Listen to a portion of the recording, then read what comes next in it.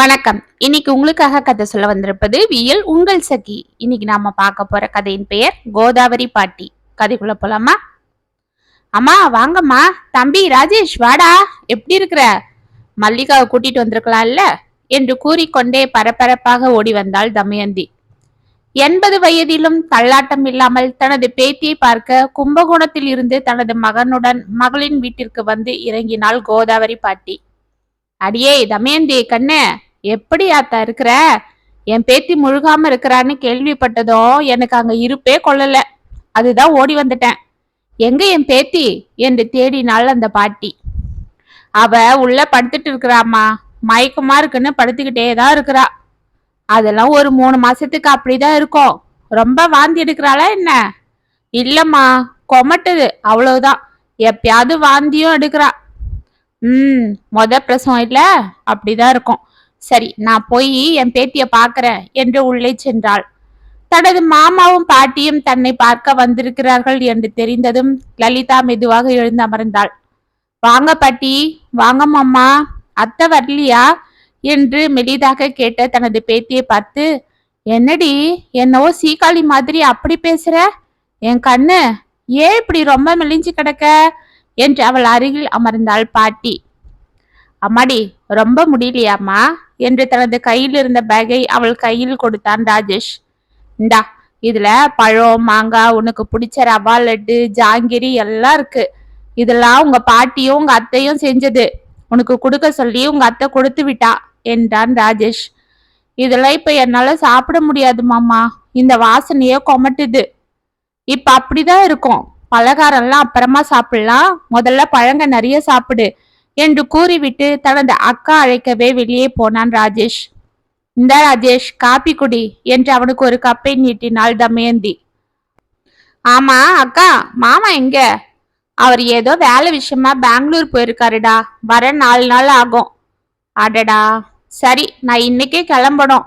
மாமா வந்தா சொல்லிடு என்று காப்பியை குடித்தான் ராஜேஷ். என்னடா, வர்றதே ஆடிக்கு ஒரு வாட்டி, அமாவாசைக்கு ஒரு வாட்டி. அதுவும் வந்த உடனே காலைல வெந்நீரை கொட்டிட்டு ஓடிடணுமா? இருந்து மாமா பார்த்துட்டு போடா. அக்கா, எனக்கு வேலை இருக்குக்கா. எப்படியோ இன்னும் நம்ம லல்லி குட்டிக்கு வளகாப்பு, பிரசவம், அதுக்கு இதுக்குன்னு வந்து தானே ஆகணும். ஆமா, உன்னை கேட்கணும்னு இருந்தேன். நம்ம லல்லி குட்டியே ரொம்ப டயர்டா இருக்கிறா. டாக்டர் கிட்ட காட்டுறியா இல்லையா? எல்லாம் காட்டிக்கிட்டு தான் இருக்கிறேன்டா. அவளுக்கு எந்த பிரச்சனையும் இல்லை. குழந்தையும் நல்லதா இருக்குன்னு டாக்டர் சொல்றாங்க. அவளுக்கு பயம்தான், வேற ஒண்ணும் இல்ல. குழந்தை இல்ல, அதுதான். அதுவும் இல்லாம அவ ஃப்ரெண்ட்ஸுக்கெல்லாம் சிசேரியன் பண்ணி தான் குழந்தை பிறந்ததுன்னு சொன்னாங்க. அது மட்டும் இல்லாம பார்க்க வரவங்க எல்லாரும் பார்த்து பத்திரமா இருந்துக்கோ. கல்யாணம் ஆகி 6 வருஷத்துக்கு அப்புறம் குழந்தை நின்னு இருக்கு பார்த்துன்னு சொல்லிட்டு போறாங்களா. அவ ரொம்ப பயப்படுறா. நான் எவ்வளவோ சொல்லியும் கேட்க மாட்டேன்றா. படுக்கையை விட்டு எழுந்துக்கிறதே இல்ல. அதனாலதான் அம்மாவை வர சொன்னேன். நான் சொன்னா கேட்க மாட்டா. அம்மா நான் அவளுக்கு பக்குவமா சொல்லுவாங்க பாரு. அதனாலதான் எனக்கும் அவளை தனியா கவனிச்சுக்க முடியல. உங்க மாமாவும் வேலை அது இதுன்னு வீட்லயே தங்குறது இல்ல. ஏதாவது கொடுத்தா சாப்பிட மாட்டேன்றா. கலகலன்னு இருக்க மாட்டேன்றா.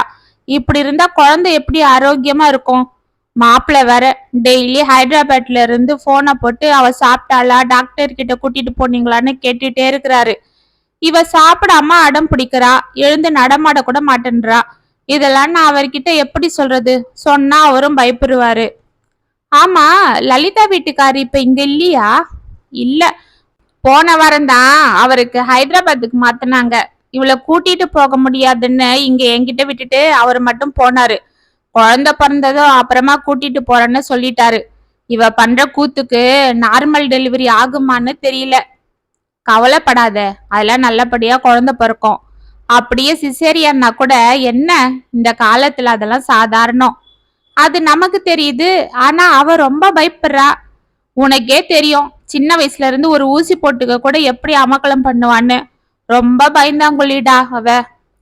முழுகாமானது அவளுக்கு ஒரு பக்கம் ரொம்ப சந்தோஷம்னாலும் சிசேரியன் எங்க பண்றாப்புல ஆகிடுமோன்னு ரொம்ப பயப்படுறா. அதெல்லாம் ஒன்னும் ஆகாது, நான் வந்துட்டேன்ல, பாத்துக்கலாம், நீ கவலைப்படாத என்று கூறிக்கொண்டு வெளியே வந்தாள் பாட்டி. அம்மா லலிதா என்று தமயந்தி கூறுவதற்குள், கேட்டண்டி, உன் தம்பி கிட்ட நீ புலம்புனது எல்லாம்.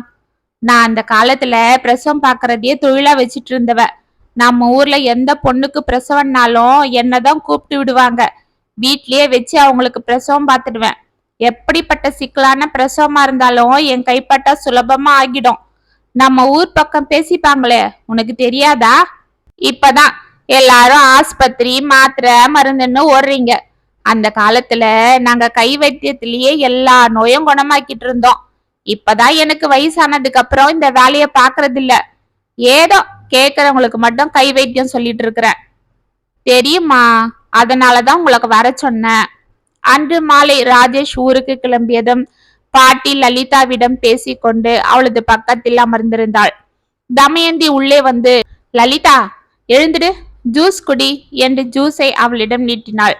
அம்மா எனக்கு கொமட்டுதுமா, பிளீஸ்மா, வேண்டாம்மா என்று அவள் கையை தள்ளிவிட்டு கொண்டு படுத்தாள். இப்படிதாம்மா, கொமட்டுது கொமட்டுதுன்னு எதுவும் சாப்பிடறதில்ல என்று தனது தாயிடம் புலம்பினாள் தமயந்தி. லலிதா எழுந்துடு, முதல்ல இந்த ரூமை விட்டு வெளியில வா என்று லலிதாவை எழுப்பினாள் பாட்டி. பாட்டி எனக்கு டயர்டா இருக்கு, நான் வரல. இதோ பாரு, இப்படி படுத்துக்கிட்டே இருந்தா அப்படிதான் இருக்கும். நான் சொன்னா கேளு, முதல்ல ஏதாவது ஆகாரம் சாப்பிடுவா என்று அவளை மெல்லமாக எழுப்பி ஹாலுக்கு அழைத்து வந்தாள் பாட்டி. ஹாலில் வந்து அமர்ந்ததும் அவளது முகம் சற்று தெளிந்தது. பாத்தியா, முகமே இப்படி பளிச்சுன்னு இருக்கு. இப்படி அந்த இருட்டு ரூம்ல அடப்பட்டு கிடந்தா என்ன ஆகுறது? எழுந்து போய் முதல்ல முகத்தலம்பிட்டு வா. பாட்டி வேண்டாம் பாட்டி, எனக்கு நடக்கவே பயமா இருக்கு. அடியே, நடந்தாலும் ஒன்னும் ஆகாது. அந்த காலத்துல புள்ளைய வயித்துல வச்சுக்கிட்டு நான்லாம் கருவேலங்காட்டுக்கு நடந்தே போய் முள்ளு செடியை வெட்டிக்கிட்டு வருவேன். நீ என்னவோ தோ இருக்கிற பாத்ரூமுக்கு போக பயப்படுற. இப்படி வயித்துல புள்ளைய வச்சுக்கிட்டு எல்லாத்துக்கும் பயந்துட்டு இருந்த அப்புறம் உன் புள்ள பயந்தாங்கொல்லியாதான் இருக்கும். பரவாயில்லையா சொல்லு என்றாள் பாட்டி. இல்ல இல்ல, என் குழந்தை தைரியமா இருக்கணும். அப்ப நீ முதல்ல தைரியமா இரு. என் புள்ள நல்லா பிறக்கும், அது ஆரோக்கியமா இருக்குதுன்னு நீ நம்பு என்றாள் பாட்டி. அப்படி நான் நினைச்சா மட்டும் போதுமா? ஜாக்கிரதையா இருக்க வேண்டாமா? அடியே என் செல்ல பேத்தி, நம்ம உடம்பு மனசு ரெண்டும் ரெட்ட பிறவிங்க மாதிரிதான். அதாவது மனசு நினைக்கிறது தான் உடம்பு செய்யும். உடம்புக்கு எது முடியுமோ அததான் மனசு நினைக்கும். என்ன பாட்டி சொல்றீங்க? ஆமாண்டி கண்ணு, அந்த காலத்துல எங்களுக்கு எல்லாம் சத்தியவான் சாவித்திரி கதை சொல்லுவாங்க. அத நான் உனக்கு சொல்லி இருக்கிறேன் சின்ன வயசுல. ஞாபகம் இருக்கா? இருக்கு பாட்டி. தன்னோட புருஷ உயிரை அந்த யமங்கிட்ட இருந்து போராடி மீட்ட சாவித்திரி அதுதானே? அதேதான். அத கதைய மட்டும் பார்க்காம அதுல இருக்கிற கருத்தை பாரு. யமங்கிட்ட இருந்து போராடி ஒரு பொம்பளை தன்னோட புருஷ உயிரை காப்பாத்தி இருக்கான்னா அது சாதாரண விஷயமா? நீங்க இந்த காலத்துல சொல்லலாம், யமனை என்ன கண்ணால பார்க்க முடியுமா, இதெல்லாம் ரீலு பொய் அது இதுன்னு. நானும் உங்க வழிக்கே வரேன். அப்படி யமனெல்லாம் நம்ம பார்க்க முடியாதுதான். ஆனா இப்படி யோசிச்சு பாரு, ஒரு கொடிய நோய் அந்த சத்தியவானுக்கு வந்திருக்கலாம் இல்லையா? அதாவது பிராக்டிகலா சொல்றீங்க இல்ல பாட்டி? ஆமா, அதேதான். என்னது பிராட்டியா? பிராக்டிகல், அதாவது நடைமுறைக்கு சாத்தியமானது என்று சிரித்தாள் லலிதா. அதேதான். அப்படி அவனுக்கு நோய் வந்து யாரும் குணமாக்க முடியாதுன்னு சொல்லி கைவிரிச்சிருக்கலாம். அப்போ மனசு தளராம நம்ம புருஷனுக்கு குணமாகிடுன்னு நம்பிக்கையோட வைத்தியம் பார்த்து இறைவன் கிட்ட வேண்டி அந்த நோயை குணமாக்கி இருக்கலாம் இல்லையா? அந்த நம்பிக்கை தான் அவனை குணமாக்கி இருக்கும். இததான் அவங்க அந்த காலத்துல ஒரு கதையா சொல்லும் போது அப்படி யமன்கிட்ட இருந்து போராடி மீட்டான்னு சொல்லி இருக்கலாம். எப்படி நான் சொல்றது? ஆமாம் பாட்டி, இப்பதான் எனக்கே புரியுது. அதுக்குதான் அந்த காலத்துல இந்த மாதிரி கதையெல்லாம் பசங்களுக்கு சொல்லி மனசுல தன்னம்பிக்கைய வளர்த்தாங்க. அவங்களும் இதையெல்லாம் கேட்டு தைரியமா இருந்தாங்க. ஆனா இந்த காலத்துல எல்லாத்துக்கும் டாக்டரை தான் தேடி ஓடுறீங்க. மனவியாதிக்கு கூட டாக்டர் தான் மருந்து கொடுக்கிறாரு. இதெல்லாம் மருந்துல சரியாகிற விஷயமா சொல்லு? மனசு சம்பந்தப்பட்ட விஷயம். முதல்ல நான் நல்லபடியா குழந்தைய பெத்து எடுப்பேன், என் குழந்தை ஆரோக்கியமா என் வயித்துல வளருது, அது அழகா அறிவாளியா இருக்கும் அப்படின்னு நீ நம்பு. அது அப்படியே உன் ஆழ் மனசுல பதிஞ்சு குழந்தைக்கும் போய் சேரும். அப்புறம் பாரு, நல்லா கொழு கொழுன்னு உன் தாத்த நாட்டம் வாட்ட சாட்டமா என்று சிரித்தாள் பாட்டி. லலிதா முகத்தில் முதலாக புன்னகை வந்தது. பாட்டி, எனக்கு உன்ன மாதிரி பொம்பளை பொண்ணுதான் வேணும். சரி சரி, நீ போய் முதல்ல முகத்தளம்பிட்டு வந்து இந்த மாதுளம் ஜூஸ குடி. இந்த மாதுளம் பழம் சாப்பிடறதால வாந்தி வராது, குழந்தைக்கும் நல்லது என்றாள் பாட்டி. சரி பாட்டி, நான் போய் முகத்தளம்பிட்டு வரேன் என்று தைரியமாக எழுந்து சென்றாள் லலிதா. இதை பார்த்து கொண்டிருந்த தமயந்தி, அம்மா, இப்பதான் அவ முகத்துல நிஜமான சந்தோஷமே வருது. அவ எழுந்து இப்பதான் நடக்கவே ஆரம்பிச்சானா பாரு என்றாள் சிரித்து கொண்டு. ஆமாண்டி, அவ வேண்டான்னு அடம் பிடிச்சா நீயும் பேசாம விட்டுடுவியா? பின்ன என்னம்மா பண்றது? அடியே, அவ குழந்தடி, பிரசவம் வேற. அப்படிதான் இருப்பாங்க பொண்ணுங்க. உனக்கு கழுத வயசு ஆகுது இல்ல, நீதான் பொறுமையா அவளுக்கு புத்தி சொல்லணும், மனசுல தைரியத்தை வளர்க்கணும். எங்க வர வர பொறுமைன்றதே இந்த காலத்து ஆளுங்க கிட்ட குறைஞ்சுகிட்டே தான் போகுது என்று வெற்றிலேயே மென்றாள் பாட்டி. அன்றிலிருந்து லலிதாவை தானே பக்கத்தில் இருந்து ஒவ்வொரு விஷயத்திற்கும் தைரியம் சொல்லி அவளை பார்த்து கொண்டாள் பாட்டி. காலையில் தோட்டத்துக்கு அழைத்து சென்று மெதுவாக செடிகளுக்கு தண்ணீர் ஊற்ற வைப்பதும், வாசலில் தமயந்தியை கோலம் போட சொல்லி அதை லலிதாவை பார்க்க வைப்பதும் என இருந்தாள். அன்று தமயந்தி கோலம் போடும் போது சரியாக புள்ளியில் இணைக்காமல் கோடுகளை இழுத்து கொண்டிருந்தாள். அதை பார்த்து கொண்டிருந்த லலிதா, என்னம்மா இது, அந்த கொடை இப்படி இழுக்கணும், இதை இப்படி இழுக்கணும், மாத்தி மாத்தி போட்டா கோலம் எப்படி சரியா வரும் என்று தனது தாயின் கையில் இருந்து கோலமாவை வாங்கி அவள் சரியாக போட்டு முடித்தாள். பாத்தீங்களா, இப்ப எப்படி கரெக்டா வந்திருக்கு என்றால் உற்சாகமாக. அடியே, கையில வச்சிட்டு இருக்கிற டம்ளரை தவறி ஒரு நாள் கீழே போட்டுட்டு அதை குனிஞ்சி எடுக்க மாட்டேன்னு என்ன அமக்கலம் பண்ண? குழந்தைக்கு ஏதாவது ஆகிடுன்னு என்ன ஆர்ப்பாட்டம் பண்ண? இப்ப எப்படி இவ்வளவு பெரிய கோலத்தை குனிஞ்சுக்கிட்டு போட்ட என்றாள் தமயந்தி. ஆமாம்மா, நானும் கோலம் போற இன்ட்ரெஸ்ட்ல கவனிக்கலம்மா என்றாள் லலிதா ஆச்சரியமாக. அதுக்குதான் உன்னை தினமும் இங்க வந்து உட்கார வச்சது. பாத்தியா, உன் மனசு வேற ஒரு விஷயத்துல ஈடுபட்டதோ நீ பயத்தை விட்டுட்ட. அதுவும் இல்லாம இந்த மாதிரி சிக்கலான கோலத்தை போடும் போது உன் மனசும் மூளையும் ஒரு சேர வேலை செய்யும், கவனம் அதிகமாகும், உன் உடம்பு குனிஞ்சு இருக்கும். அதனால உன் வயிற்றுல இருக்கிற குழந்தைக்கு நல்லது. அந்த குழந்தை இது போல சிக்கலான விஷயங்களை வயிற்றுல இருந்து எப்படி தீர்வு காணன்றத பாக்குறதால அதனோட மூளை வளர்ச்சி இயற்கையாவே நல்லா இருக்கும் என்றாள் பாட்டி. பாட்டி, சூப்பர் பாட்டி, நம்ம முன்னோர்கள் செஞ்ச ஒவ்வொரு விஷயத்திலையும் இவ்வளவு அற்புதங்கள் இருக்கா என்று தனது பாட்டியை கட்டி கொண்டாள் லலிதா. நாட்கள் உருண்டோடியது. லலிதாவின் வயிறு அழகிய குடுவையை போல் வெளியே தெரிந்தது. அதை அவள் தொட்டு தொட்டு பார்த்து ரசித்துக் கொண்டிருந்தாள். சொந்த பந்தங்களை அழைத்து கோலாகலமாக வளைகாப்பு நடந்தேறியது. டாக்டர்களிடம் செக்கப்புக்கு சென்ற லலிதா டாக்டர்கள் கூறிய செய்தியை கேட்டு மகிழ்ச்சி அடைந்தாள். உங்க குழந்தை நல்ல வளர்ச்சியில இருக்கு. நீங்க பயப்படுறத பார்த்து நானே கொஞ்சம் சந்தேகப்பட்டேன், குழந்தைக்கு எப்படி வளர்ச்சி இருக்குமோ என்னன்னு.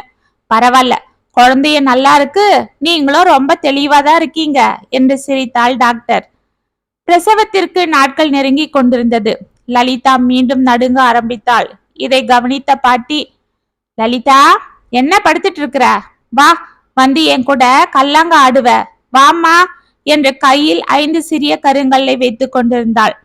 என்ன பாட்டி, இன்னும் ஒரு வாரத்துல டெலிவரிக்கு டேட் கொடுத்திருக்காங்க, இப்ப போய் கல்லாங்க விளையாட கூப்பிடுற? பேசாம வாடி என்றாள் பாட்டி. சரி, சொன்னா நீ விடவா போற என்று மெதுவாக எழுந்து வந்தாள் லலிதா. இதை எப்படி ஆடணும் பாட்டி? முதல்ல நான் ஆடுறேன், அதை பார்த்து நீ ஆடு. இந்த ஆட்டத்துல நாம ஒரு பந்தயம் வச்சுப்போம், உன் பிரசவம் வரைக்கும் டைம். என்ன பாட்டி அது? தினமும் இந்த ஆட்டத்தை ஆடுவோம். இந்த ஒரு வாரத்துல யார் அதிகமா ஜெயிக்கிறாங்கன்னு பாக்கணும். அப்படி ஜெயிச்சா என்றாள் லலிதா. இதுல நான் ஜெயிச்சா உனக்கு ஆம்பளை புள்ள பிறக்கும், நீ ஜெயிச்சா பொம்பளை புள்ள பிறக்கும், சரியா என்றாள் பாட்டி. பாட்டி, எனக்கு பொம்பளை புள்ளதான் வேணும் என்று ஆவலாக கூறினாள் லலிதா. சரி, அப்ப ஆடி நீ ஜெயிச்சுடு. அம்மா, அவளால உட்காரவே முடியலையே, இப்போ போய் கல்லாங்க ஆட கூப்பிடுற என்றாள் தமயந்தி. அடியே, நீ பேசாம போய் வேலைய பாரு, இது எனக்கும் என் பேத்திக்குள்ள பந்தயம் என்றாள் பாட்டி. எனக்கு பொம்பளை பிள்ளைதான் வேணும், ஒரு ஆட்டம் தானே, எப்படியாவது உக்காந்து ஆடிடலாம் என்று பல்லை கடித்து கொண்டு ஆடினாள் லலிதா. முதல் நாள் அவள் ஜெயித்ததும் அவளுக்கு உற்சாகம் வந்து விட்டது. மறுநாள் அவளை பாட்டியை விளையாட அழைத்தாள். அன்று பாட்டியை ஜெயித்ததால் மறுநாள் பயத்தில் அவள் விளையாட வராமல் படுத்து கொண்டிருக்க பாட்டி அவளை விடாப்படியாக அழைத்து ஆட வைத்தாள். ஆனால் அன்று லலிதாவே வெற்றி பெற்றாள். இப்படி மாறி மாறி ஆடியதில் அன்று கடைசி ஆட்டம் ஆட இருவரும் அமர்ந்தனர். 3 நாட்கள் பாட்டியும் 3 நாட்கள் லலிதாவும் ஜெயித்திருந்ததால் இந்த ஆட்டமே யார் வெற்றியாளர் என்பதை தீர்மானிக்கும் நாளாக இருந்தது. அன்று லலிதா மிக கவனமாகவும் சுறுசுறுப்பாகவும் ஆர்வமாகவும் ஆடிக்கொண்டிருந்தாள். காய் கீழே விழாமல் இருக்க முன்னால் பின்னால் நகர்ந்து கவனமாக ஆடினாள். தமயந்திக்கு ஆவல் பொங்கியது.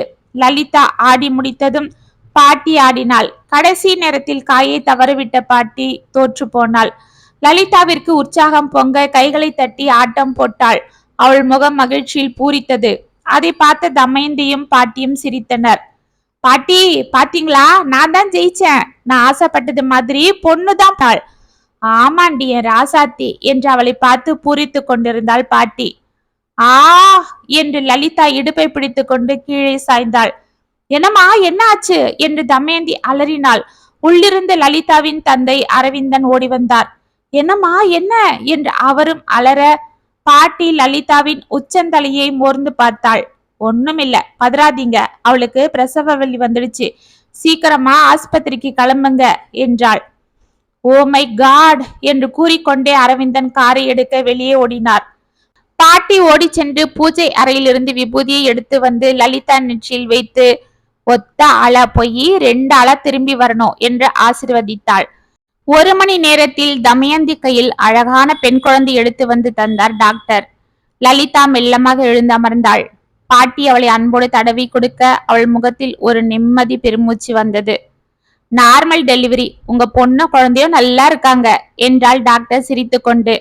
ரொம்ப நன்றி டாக்டர் என்றாள் தமயந்தி. நன்றி எனக்கு சொல்லாதீங்க, உங்க அம்மாக்கு சொல்லுங்க என்றாள் டாக்டர். என்ன சொல்றீங்க என்று டாக்டரை புரியாமல் பார்த்தார்கள் அனைவரும். ஆமா, லாஸ்ட் வீக் உங்க பொண்ணு அவங்க பாட்டி கூட செக்கப்புக்கு வந்திருந்தாங்க, நீங்க வரல. ஆமா டாக்டர், எனக்கு கொஞ்சம் உடம்பு முடியல, அதுதான். ஆமா, அன்னைக்கு நாங்க ஸ்கேன் பண்ணோம், அப்ப குழந்தை திரும்பி இருந்தது, கொடியும் சுத்தி இருந்த மாதிரி தெரிஞ்சது. அப்பவே நாங்க இத சிசேரியன் கேஸ் தானே முடிவு பண்ணிட்டோம். உங்க அம்மா கிட்ட கூட சொன்னோம். அப்பதான் உங்க அம்மா சொன்னாங்க, அவளுக்கு நார்மல் டெலிவரி ஆகுற மாதிரி நான் பாத்துக்கிறேன், ஆனா இந்த விஷயத்த என் பேத்தி கிட்ட சொல்லாதீங்க, அவ ஏற்கனவே பயத்துல இருக்கிறதால இந்த விஷயத்த சொன்னா ரொம்ப பயப்படுவான்னு.